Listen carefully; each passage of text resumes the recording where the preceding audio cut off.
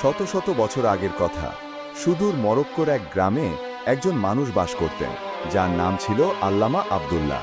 সেই নামটি নিছক কোনো পরিচয় ছিল না, তা ছিল ধার্মিকতা, সততা এবং জ্ঞানের এক প্রতিশব্দ। দূর দূরান্ত থেকে মানুষ তার কাছে আসত শুধুমাত্র একটি সৎ পরামর্শের আশায়। তিনি ছিলেন জীবন্ত এক ইবাদতখানা। সময় মতো নামাজ আদায় করতেন, রোজা রাখতেন, অভাবীদের দুহাত ভরে খয়রাত দান করতেন। তার জীবনের প্রতিটি মুহূর্ত ছিল হালাল রিজিক কামানো এবং সর্বদা সত্য বলার প্রতিজ্ঞায় আবদ্ধ। কেউ কখনো তাকে একটি মিথ্যা বলতে বা সামান্যতম খারাপ কাজ করতে দেখেনি। তিনি ছিলেন সেই বিরল মানুষ যার জীবন অন্যদের জন্য প্রেরণা জোগাত। কিন্তু একদিন আল্লামা আব্দুল্লাহর সামনে এলো এক মারাত্মক ভুল ব্যাখ্যা। তিনি কোথায় যেন পড়লেন যে ব্যক্তি পৃথিবীতে একটি নেকি করবে সে দুনিয়াতে 10টি নেকি এবং পরকালে আখেরাতে 70টি নেকির সওয়াব পাবে। এই কথাটি পড়ে তার হৃদয়ের গভীরে লুকিয়ে থাকা এক দুর্বলতা, লোভ জাগ্রত হয়ে উঠল। তিনি সরলভাবে ভেবে নিলেন যে এর মানে হলো যদি কেউ একটি সৎকর্ম করে তবে তার বিনিময়ে দুনিয়াতে 10 টাকা এবং আখেরাতে 70 গুণ বেশি টাকা আলাদাভাবে মিলবে।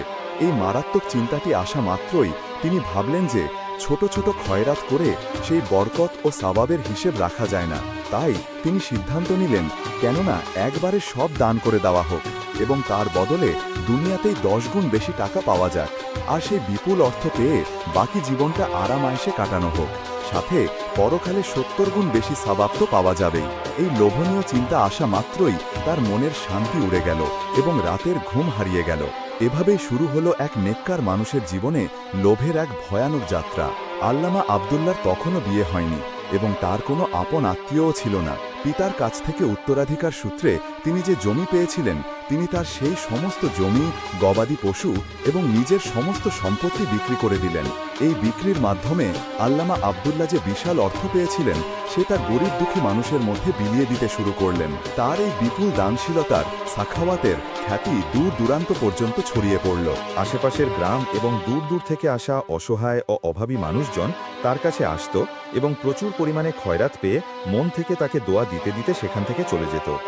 লোকেরা আল্লামা আব্দুল্লাহর এই অভূতপূর্ব দানশীলতা দেখে খুবই আশ্চর্য হতো। তারা যখন এই দানের পেছনের আসল কারণ জিজ্ঞেস করত তখন তিনি কোনো না কোনো অজুহাত দেখিয়ে তাদের টুকিয়ে দিতেন এবং আসল কথাটি কাউকে বলতেন না। গ্রামবাসীদের তখন এই ধারণা হয়েছিল যে আল্লামা আব্দুল্লাহ হয়তো এখন গ্রাম ছেড়ে গভীর জঙ্গলের দিকে যাবেন কিংবা কোনো পাহাড়ের গুহায় বসে কেবল আল্লাহর ইবাদত করবেন। কিন্তু এমন কিছুই ঘটল না। আল্লামা আব্দুল্লাহর সব অর্থ শেষ হয়ে গিয়েছিল। তিনি শুধু নিজের একান্ত খরচের জন্য সামান্য কিছু টাকা আলাদা করে রেখেছিলেন। এখন তিনি অধীর আগ্রহে সেই অপেক্ষা করতে লাগলেন যে কখন তাকে তার দানের বদলে 10 গুণ বেশি অর্থ মিলে যাবে, কারণ তার দৃঢ় বিশ্বাস ছিল যে দুনিয়াতেই তিনি এর বদলে 10 গুণ বেশি টাকা পাবেন। তারপর তিনি বিপুল অর্থের মালিক হয়ে যাবেন এবং সেই সমস্ত টাকা দিয়ে প্রচুর জমি কিনবেন অথবা কোনো বড় ধরনের ব্যবসা শুরু করবেন। দিনগুলো এভাবেই কেটে যেতে থাকল এবং আল্লামা আব্দুল্লাহ তার কাঙ্ক্ষিত সম্পদের অপেক্ষা করতে থাকলেন। কিন্তু তিনি তার দান করা টাকার 10 গুণ তো দূরের কথা, এখনো পর্যন্ত একটি পয়সাও পেলেন না। তিনি প্রতিটি দিন অপেক্ষায় কাটাচ্ছিলেন কিন্তু কোনো আশার আলো দেখতে পাচ্ছিলেন না। ধীরে ধীরে তিনি হতাশ হতে শুরু করলেন। তার নামাজ আদায় করার আগ্রহ কমে আসতে থাকল এবং তিনি সব সময় চিন্তিত ও মনমরা হয়ে বসে থাকতেন। তার মনে শুধু এই দুশ্চিন্তাটা থাকত যে এখন তার জীবনে কি হবে, বাকি জীবনটা কিভাবে পার করবেন, কারণ তিনি কোনো কাজও জানতেন না। লোকেরা আল্লামা আব্দুল্লাহর এই বিশাল পরিবর্তন দেখে খুব অবাক ছিল। যখন লোকজন তাকে জিজ্ঞেস করত যে আপনি নামাজ পড়া এবং নেক কাজ করা কমিয়ে দিলেন কেন, তখন তিনি তাদের কোনো উত্তর না দিয়ে কেবল চুপ হয়ে যেতেন। একদিন তার কাছে এক অচেনা ব্যক্তি এলো এবং তাকে দেখে বলতে লাগলো যে ভাই, আমি তো আপনার দানশীলতা এবং আপনার পুণ্যের কথা শুনে অনেক দূর থেকে আপনাকে দেখতে এবং আপনার সাথে সাক্ষাৎ করতে এসেছিলাম, কিন্তু এখানে এসে আমার কাছে পরিষ্কার হলো যে আমি আপনার সম্পর্কে যা কিছু শুনেছিলাম তা বোধহয় ভুল ছিল। আসলে এর পেছনের কারণ কি? আল্লামা আব্দুল্লাহ যখন এই কথাগুলি শুনলেন তো তিনি তার প্রশ্নটি এড়িয়ে গেলেন এবং অন্য প্রসঙ্গ নিয়ে কথা বলতে শুরু করলেন। কিছুক্ষণ পরে সেই অচেনা লোকটি সেখান থেকে চলে গেল। কিছুকাল পেরিয়ে যাওয়ার পর সেই অচেনা লোকটি তার কাছে আবার ফিরে এলো। তার বেশভূষা এবার কিছুটা অদ্ভুত ছিল। লম্বা সাদা দাড়ি, বড় বড় চুল ছিল তার, শরীর ছিল রোগা পাতলা এবং লম্বা। সে এসে সেই একই কথা বলতে শুরু করল যে আল্লামা আব্দুল্লাহ সাহেব, আমি তো আপনার নেকির আলোচনা শুনে এসেছিলাম। কিন্তু এবার আল্লামা আব্দুল্লাহ তার কথাটি মাঝপথেই কেটে দিলেন এবং তাকে বলতে লাগলেন যে, ভাই সাহেব, তোমার কি আর কোনো কাজ নেই যে তুমি এত লম্বা দূরত্বের পথ পেরিয়ে বারবার আমার কাছে চলে আসো? পৃথিবীতে আরও এমন অনেক মানুষ আছে যারা নামাজও পড়ে না, কিন্তু তোমার শুধু আমাকে নিয়েই এত চিন্তা কেন? তারপর সেই লোকটি, যে নিজের নাম ইবলিস বলেছিল, সে বলল যে, ভাই, চিন্তার কোনো কারণ নেই, কারণ আপনি অত্যন্ত নেক মানুষ ছিলেন, এত নেক যে নিজের পূর্বপুরুষদের জমি বিক্রি করে আপনি গরিবদের মধ্যে খয়রাত করে দিলেন। লোকজনের তো এই ধারণা ছিল যে এখন আপনি আরও বেশি পুণ্য এবং আরও বেশি ইবাদত করবেন, কিন্তু এমন কিছুই দেখতে পেলাম না। উল্টো আপনার নামাজ এবং আপনার নেক কাজগুলিতে কমতি এসে গেল। এই ব্যাপারটা কি এবং এর কারণটাই বা কি? আমি তো এই রহস্যের সন্ধান করে তবেই শান্ত হব। এরপর আল্লামা আব্দুল্লাহ তাকে চোখ পাকিয়ে বললেন, যদি আমি তোমাকে না জানাতে চাই তো আমি যে কাজের সংকল্প করি তা করেই থাকি, আর দুনিয়ার কোনো শক্তি আমাকে সেই কাজ করা থেকে রোধ করতে পারে না। আর তুমি দেখে নিও যে আমি তোমার আসল পরিচয় বের করে তবেই ছাড়ব। সেই লোকটি রাগ নিয়ে বলল এবং তারপর সেখান থেকেই ফিরে গেল এবং আল্লামা আব্দুল্লাহকে হতভম্ব ও চিন্তিত অবস্থায় সেখানেই ফেলে গেল। আল্লামা আব্দুল্লাহ এই কথা ভেবে অবাক হচ্ছিলেন যে আসলে এই অচেনা লোকটির আমার জন্যই এত মাথা ব্যথা কেন, এবং আল্লামা আব্দুল্লাহ এই কথাগুলি ভুলে গেলেন। তার তো শুধু এই দুশ্চিন্তাটি ছিল যে তিনি আল্লাহর নামে যে খয়রাত করেছিলেন তার বদলে 10 গুণ বেশি টাকা কবে পাবেন। একদিন খুব জোরে বৃষ্টি হচ্ছিল এবং আকাশ জোরে মেঘ গর্জন করছিল এবং এমন মনে হচ্ছিল যে যেন আকাশ থেকে এখনই বিদ্যুৎ পড়বে। কালো মেঘ এত বেশি ছেয়ে গিয়েছিল যে দিনের বেলাতেই যেন রাত হয়ে গিয়েছিল। ঠিক সেই মুহূর্তে ইবলিস নিজের গাধার পিঠে বৃষ্টিতে ভিজতে ভিজতে কোথা থেকে যেন এলো এবং আল্লামা আব্দুল্লাহর দরজা জোরে জোরে আঘাত করতে লাগলো। আল্লামা আব্দুল্লাহ ভাবলেন যে এত বৃষ্টির মধ্যে এই কোন বিপদ এসে হাজির হলো। তিনি দৌড়ে গেলেন এবং দরজাটি খুলে দিলেন। তিনি ইবলিসের এই অবস্থা দেখে খুব অবাক হলেন। তার পরনের কাপড় ছেঁড়া, দাড়ি বড় হয়ে গিয়েছে। আল্লামা আব্দুল্লাহ অবাক হয়ে জিজ্ঞেস করলেন, তুমি আর এই করুণ অবস্থায় তুমি এখানে কিভাবে? সেই লোকটি বলতে লাগলো যে, হ্যাঁ, আমি খুব গরিব হয়ে গিয়েছি এবং এখন এই দুনিয়ায় আমার আপন কেউ নেই, আর এখন আমি আপনার কাছে চলে এসেছি এবং এখন আপনার খেদমত সেবা করেই জীবনের বাকি অংশ আপনার সাথেই কাটাবো। আল্লামা আব্দুল্লাহ আশ্চর্য হয়ে বললেন, কিন্তু এখন আমার কাছে আর বেঁচেই বা কি আছে? তখন সেই অচেনা লোকটি বলতে লাগলো, আমার কোনো বেতন চাই না, শুধু আমি আপনার সাথে থাকতে চাই, আমি কেবল আপনার খেদমত করতে চাই। আপনি চাইলে আমাকে কিছু দিন বা না দিন, আপনি চাইলেও আমাকে রুটিও না দিতে পারেন। ইবলিস এমনভাবে বলল যে আল্লামা আব্দুল্লাহ তাকে নিজের কাছে রাখতে সম্মত হলেন। তারপর ইবলিস বেশ কিছুদিন ধরে আল্লামা আব্দুল্লাহর খেদমত করতে থাকল। সে তার ঘরের সমস্ত কাজ করত, তার হাত পা টিপে দিত, জঙ্গল থেকে কাঠ কেটে আনত, সংক্ষেপে সব ধরনের কাজই করত। আল্লামা আব্দুল্লাহ তার উপর খুবই খুশি ছিলেন যে তিনি বিনামূল্যে একজন কর্মচারী পেয়ে গেলেন। একদিন আল্লামা আব্দুল্লাহ তাকে বলতে লাগলেন যে, ইবলিস, আমি তোমার সাথে খুব গুরুত্বপূর্ণ একটি কথা বলতে চাই। ইবলিস তো এই কথাটির অপেক্ষাতেই ছিল। তার ধারণা ছিল যে এখন আল্লামা আব্দুল্লাহ তাকে নিজের সমস্ত সম্পদ খয়রাত করার আসল রহস্য জানিয়ে দেবেন। তারপর ইবলিস জিজ্ঞেস করল যে কেমন কথা। কিন্তু আল্লামা আব্দুল্লাহ বলতে লাগলেন যে কথাটি হলো যে আমার কাছে সমস্ত সম্পদ শেষ হয়ে গিয়েছে, আমার কাছে এত টাকাও নেই যা দিয়ে আমি একবেলার খাবার কিনতে পারি। সুতরাং আমি তোমাকে পরামর্শ দিচ্ছি যে তুমি অন্য কোনো থাকার জায়গা খুঁজে নাও। আমার কি হবে? আমার তো কোনো না কোনোভাবে দিন কেটে যাবে, আমার কারণে তুমি কষ্ট কেন করবে? এই কথা শুনে ইবলিস হতাশ হয়ে গেল এবং বলল, আল্লামা আব্দুল্লাহ সাহেব, আমি আপনার খেদমত কোনো ধরনের লোভে করিনি এবং নাই আমি আপনার কাছ থেকে কোনো সুবিধা নিতে চেয়েছিলাম, বরং আমি সব পরিস্থিতিতে আপনার পাশে থাকার প্রতিশ্রুতি দিয়েছিলাম। তাই আমি সব অবস্থায় আমার প্রতিশ্রুতি রক্ষা করব। কিন্তু আমাকে একটি কথা জানিয়ে দিন যে আপনি আপনার বাপ দাদার সম্পত্তি খয়রাতে কেন দান করেছিলেন এবং এত বড় পুণ্যের কাজ করার পরেও নামাজ সহ বাকি নেক কাজ কেন ছেড়ে দিলেন?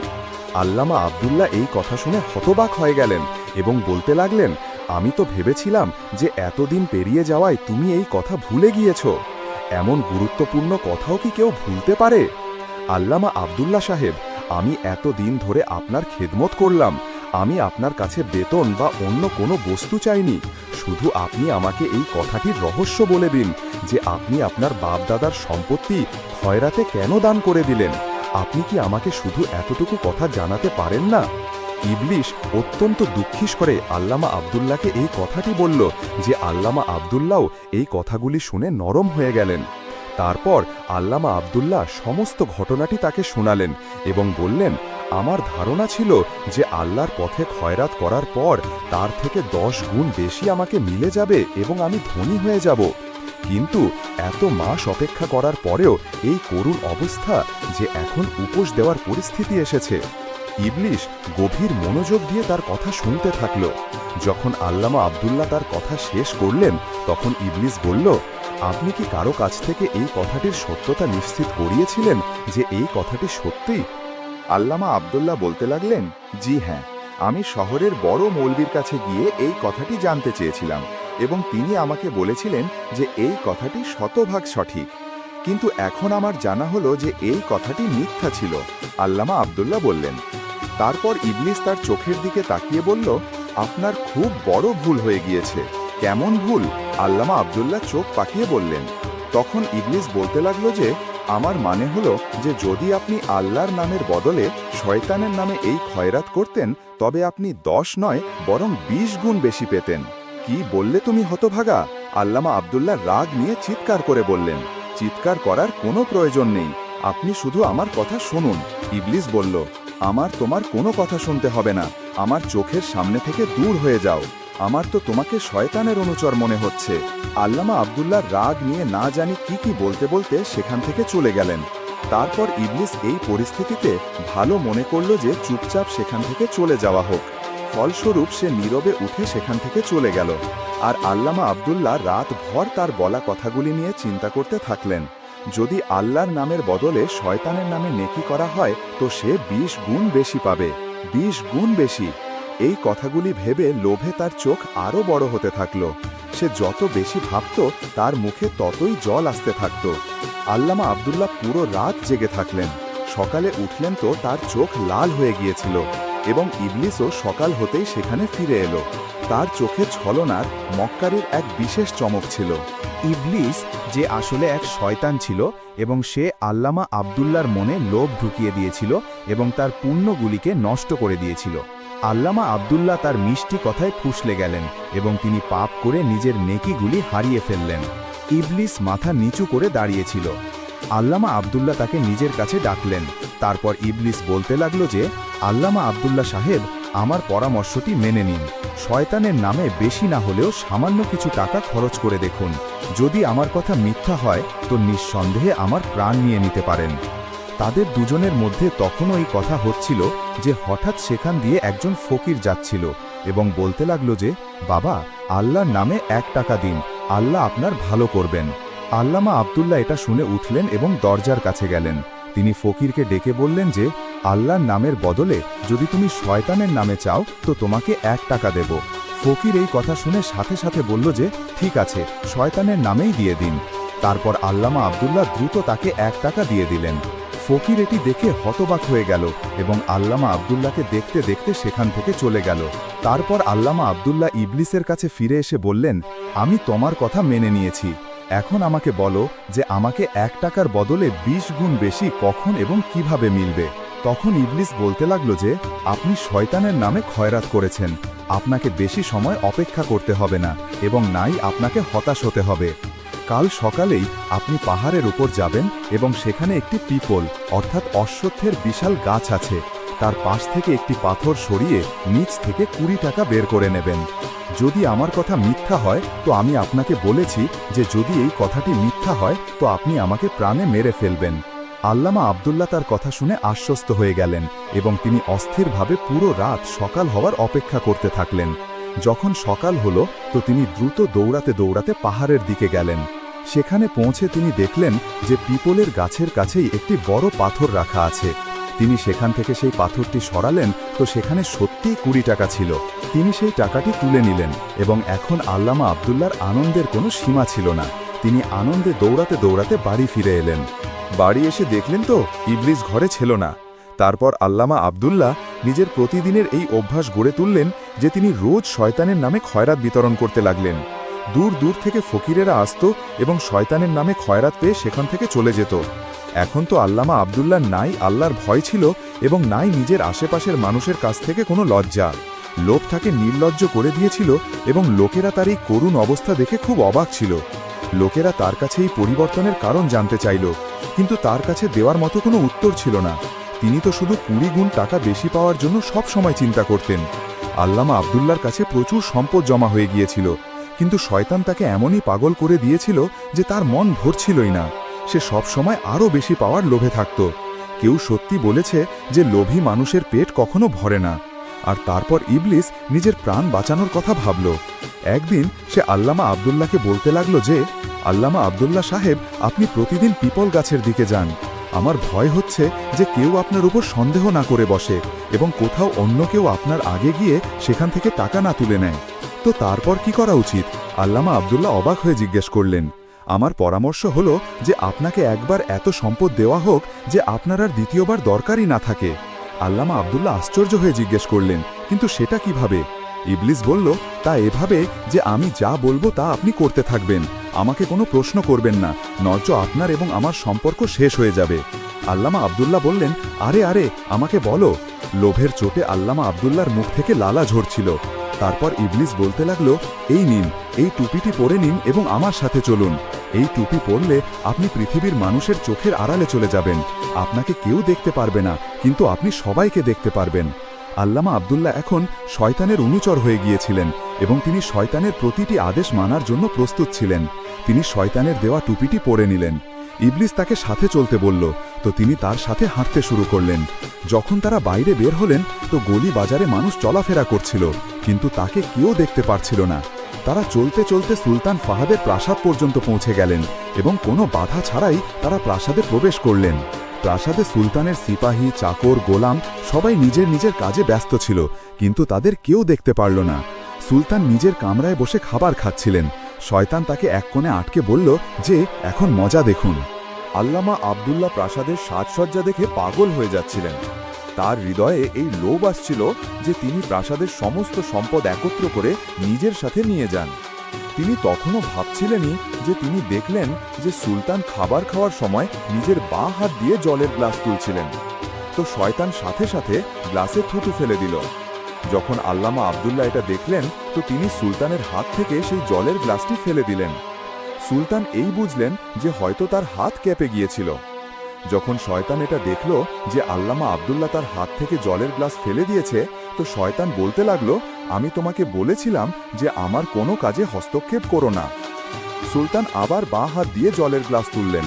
শয়তান আবার জলে থুতু ফেলে দিল এবং আবার আল্লামা আব্দুল্লাহ সেই জলের গ্লাস ফেলে দিলেন। এইবার শয়তানের ধৈর্যের বাঁধ ভেঙে গেল এবং সে আল্লামা আব্দুল্লাহকে বলতে লাগলো যে আমি তোমাকে বলেছিলাম যে আমার কোনো কাজে দখল দিও না। যদি এখনো তুমি বিরত না হও তো তোমার জন্য এটা ভালো হবে না। আল্লামা আব্দুল্লাহ যদিও লোভে অন্ধ হয়ে গিয়েছিলেন, কিন্তু তখনও তার ভেতরে পুণ্যের কিছু রেশ বাকি ছিল। তারপর তিনি শয়তানের কথা শুনে চুপ হয়ে গেলেন। সুলতান খাবার খাওয়ার আগে বিসমিল্লাও পড়েননি। তারপর শয়তান তার খাবারে থুতু ফেলে দিল এবং তৃতীয়বারের মতো আবার তিনি বাঁ হাত দিয়ে জলের গ্লাস তুললেন যে শয়তান আবার এর গ্লাসে থুতু ফেলে দিল। সুলতান তখনও জল পান করতে চাইছিলেন যে আল্লামা আব্দুল্লাহ আর নিজেকে ধরে রাখতে পারলেন না এবং তিনি আবার জলের গ্লাসটি নিচে ফেলে দিলেন এবং খাবারের দস্তরখানও উল্টে দিলেন। এবার শয়তানের সোহের সীমা পেরিয়ে গেল।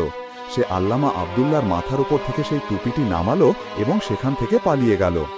সুলতান হঠাৎ দেখলেন যে একজন অচেনা লোক হঠাৎ তার পাশে দাঁড়িয়ে আছে। সুলতান এই দৃশ্য দেখে রাগ নিয়ে বললেন যে তুই কে এবং তোকে এখানে আসার অনুমতি কে দিল? এখন আল্লামা আব্দুল্লাহ নিশ্চিত হয়ে গেলেন যে সুলতান তাকে ফাঁসি দেবেন। তিনি ভয়ে ভয়ে সুলতানকে বললেন, সুলতান ফাহাদ সালামাত, যদি প্রাণের নিরাপত্তা চান তো সত্যি সত্যি বলবো। সুলতান বললেন, বলো এবং সত্যি সত্যি বলো। এবং তারপর আল্লামা আব্দুল্লাহ তার খয়রাতের ঘটনা এবং শয়তানের ইবলিস রূপে আসা শুরু থেকে শেষ পর্যন্ত সমস্ত ঘটনা সুলতানকে শোনালেন। আল্লামা আব্দুল্লাহ বললেন যে আপনি 3 বারই গ্লাসটি বাঁ হাতে ধরেছিলেন এবং 3 বারই শয়তান তাতে থুতু ফেলে দিয়েছিল এবং আপনি খাবার খাওয়ার আগে বিসমিল্লাও পড়েননি, তাই সে আপনার খাবারেও থুতু ফেলে দিয়েছিল। আমি 3 বারই আপনার হাত থেকে সেই গ্লাসটি ফেলে দিলাম এবং আপনার খাবারকেও উল্টে দিলাম। আল্লামা আব্দুল্লাহ বলতে লাগলেন, সুলতান ফাহাদ সালামাত, আমি চাইনি যে আপনি শয়তানের থুতু দেওয়া জল পান করুন এবং এই এমন নোংরা খাবার খান। যখন সুলতান আল্লামা আব্দুল্লাহর এই সব কথা শুনলেন তো তিনি আল্লামা আব্দুল্লাহর এই পুণ্যের কাজ দেখে খুব খুশি হলেন। সুলতান তাকে পরের দিন রাজদরবারে আসতে বললেন। যখন পরের দিন আল্লামা আব্দুল্লাহ দরবারে উপস্থিত হলেন তো সুলতান তাকে প্রচুর অর্থ সম্পদ দিয়ে ধনী করে দিলেন এবং অনেক পুরস্কারে ভূষিত করলেন। আর আল্লামা আব্দুল্লাহ সুলতানকে বলতে লাগলেন, লোভ একটি খারাপ বালা এবং আল্লাহ নিজের ওয়াদা অবশ্যই পূরণ করেন। যদি কোনো মানুষকে তার পুণ্যের বদলা দুনিয়াতে না মেলে তো তাকে পরকালে তার সওয়াব অবশ্যই মিলবে এবং কোনো মানুষের লোভ করা উচিত নয়, কারণ লোভের বিনিময়ে মানুষকে লজ্জা পেতে হয়। এবং তারপর আল্লামা আব্দুল্লাহ শয়তানের নামে করার কারণে যে দৌলত তার কাছে জমা হয়েছিল তা সব গরিবদের মধ্যে বাঁটে দিলেন। তিনি আল্লাহ পাকের কাছে সত্যিকারের মন দিয়ে তওবা করলেন এবং আগের থেকেও বেশি নেক কাজ করতে শুরু করলেন এবং লোকেরা এই ঘটনাটি শত শত বছর ধরে মনে রাখল।